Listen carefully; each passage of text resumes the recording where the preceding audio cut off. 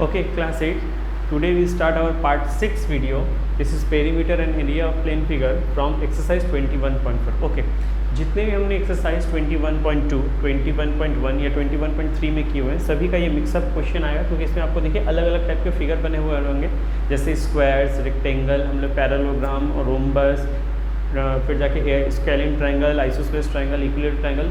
तो जितने भी हमने एरिया पढ़ा हुआ उसका मिक्स करके यहाँ पर हम लोग अभी क्वेश्चन बनाएंगे। ठीक है, इसका कोई पर्टिकुलर एक फॉर्मूला नहीं, क्योंकि जो लास्ट 3 एक्सरसाइज में हमने सभी फॉर्मूला पढ़े हुए हैं उन्हीं फॉर्मूला को मिक्स कर करके यहाँ पे हमको ये सम्स को सॉल्व करना है। जैसे पहला क्वेश्चन आप देख सकते हैं, in first question calculate the area of the mark MARK, यानी इस फिगर का नाम मार्क रखा हुआ है। ठीक है, लेकिन ये फिगर क्या समझ में नहीं आ रहा है, क्योंकि ये रोम्बस भी नहीं है, ये स्क्वायर भी नहीं है, रेक्टेंगल भी नहीं है, तो ये है क्या, इसका एरिया कैसे हम लोग कैलकुलेट करेंगे, हम लोग इसको चेकआउट करते हैं। तो सबसे पहले देखिए यहाँ पे दिया हुआ है कि ये K से A का लाइन, दैट इज ये लाइन 13 सेंटीमीटर दिया हुआ, और ये क्लियर कह दिया गया कि इतना से इतना का मेजरमेंट 14 है, तो यानी ये 14 है, तो यहाँ से अगर हम ये लाइन ड्रॉ करेंगे तो ये भी कितना हो जाएगा, 14 हो जाएगा। क्लियर, तो मेरे पास आप देख सकते हैं, अगर लाइन बाय लाइन अगर देखना चाहते हैं तो ये एक ट्रायंगल बन गया, और सबसे पहले इस फिगर को आप एक काइट नाम दे सकते हो। ओके, क्योंकि ये काइट का शेप में दिख रहा है, और काइट का हमको पता है कि डायगोनल्स जब बाइसेक्ट क्या नहीं होते, यहाँ पे क्या होता है, इंटरसेक्ट होता है। क्लियर, तो ये डायगोनल्स क्या हो गए, यहाँ पे इंटरसेक्ट हो गए।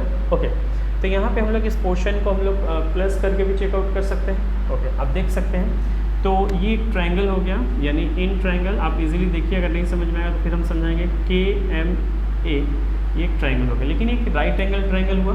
क्लियर, क्योंकि इसमें आपको हाइट दिखाई दे रहा है और बेस दिखाई दे रहा है, तो बेस तो आपको सभी को पता है, तो एरिया इसका हम निकालना चाहेंगे तो एरिया हो जाएगा हाफ इंटू बेस, बेस की जगह हम क्या लिख सकते हैं 13, और हाइट की जगह हमको पता नहीं है क्या है, हाइट की जगह हम यहाँ पे लिख दे रहे हैं M, और इसको नाम दे O, यानी MO लिख के ऐसे छोड़ दिए, कंप्लीट।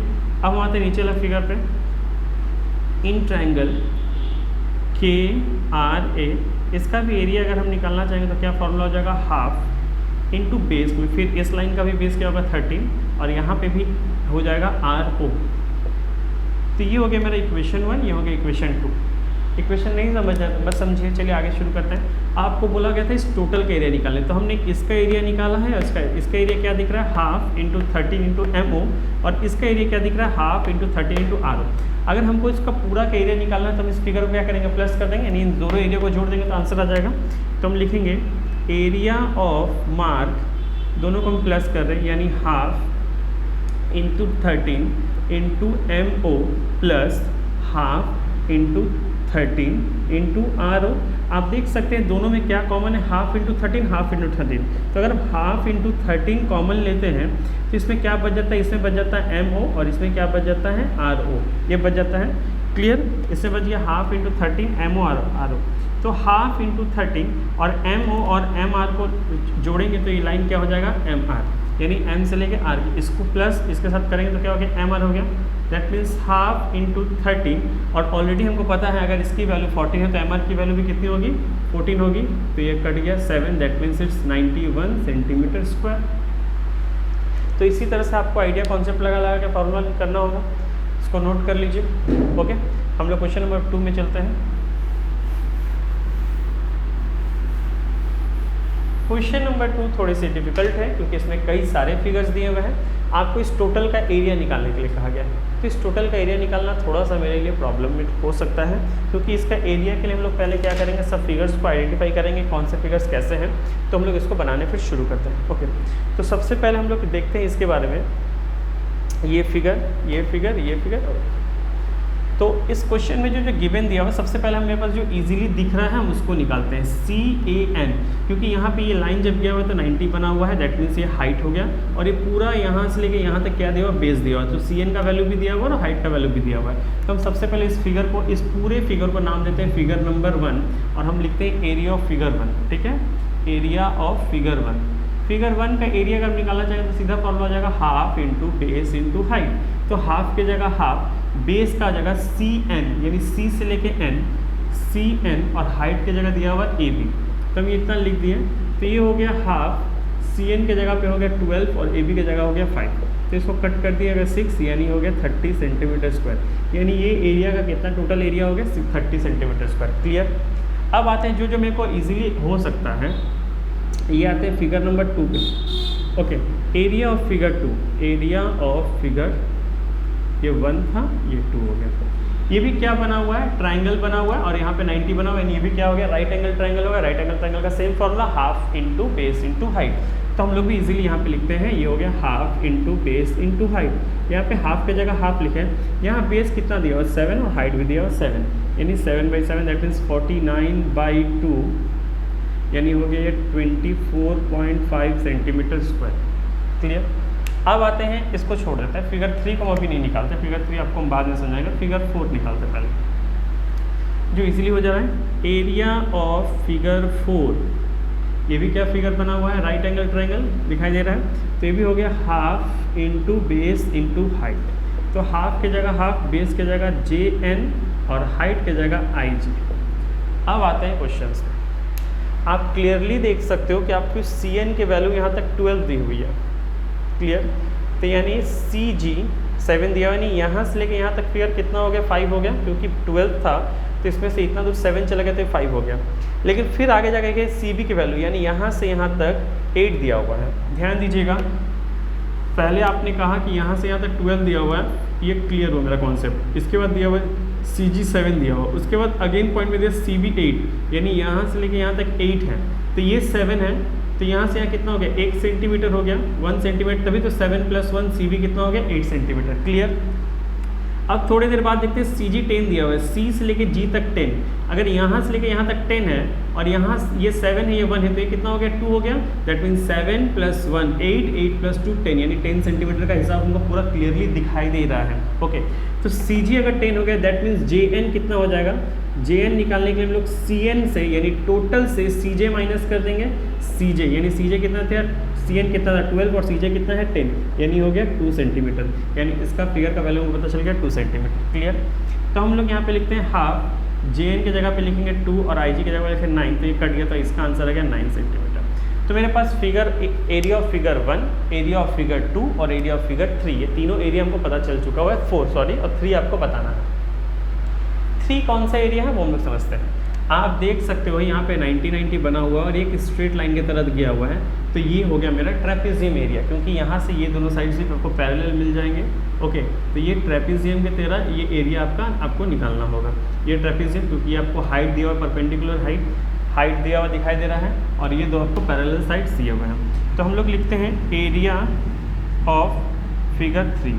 फिगर 3 का फॉर्मूला हमको पता है, half into sum of parallel sides into height, ये हम लोग का फॉर्मूला होता है। तो हाफ के जगह हाफ, सम ऑफ पैरेलल्स कौन कौन से हैं, ये है HG और IJ, HG + IJ ये होता है, और हाइट क्या है, यहाँ से लेके यहाँ तक पूरा GJ।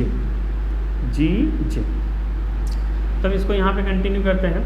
इसका मतलब हाफ के जगह हाफ, HG का मतलब 7, IJ का मतलब 9, और हाइट देख सकते हैं आपको लिखा था GJ, यानी G से लेके J तक, तो ये हो गया 1 और ये हो गया 2, यानी ये G से लेके B 1 और B से लेके J 2, यानी टोटल हो गया 3 सेंटीमीटर। तो यहाँ लिख दिए हम 3 सेंटीमीटर।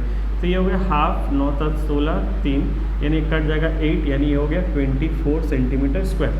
तो आपसे क्वेश्चन ये पूछा गया इस फिगर का टोटल एरिया कितना है, तो हम लोग आसान से टोटल एरिया लिख सकते हैं। टोटल एरिया इक्वल्स टू 30 + 24.5 + 9 + 24, यानी 24 48 और 30 78 और 9 87, और ये 0.5, दैट मीन्स 87.5 सेंटीमीटर स्क्वायर। 30 × 40 78 और 9 87.5। ओके, तो इस टोटल एरिया का आंसर कितना हो जाएगा, 87.5 सेंटीमीटर स्क्वायर। इसको नोट कर लीजिए।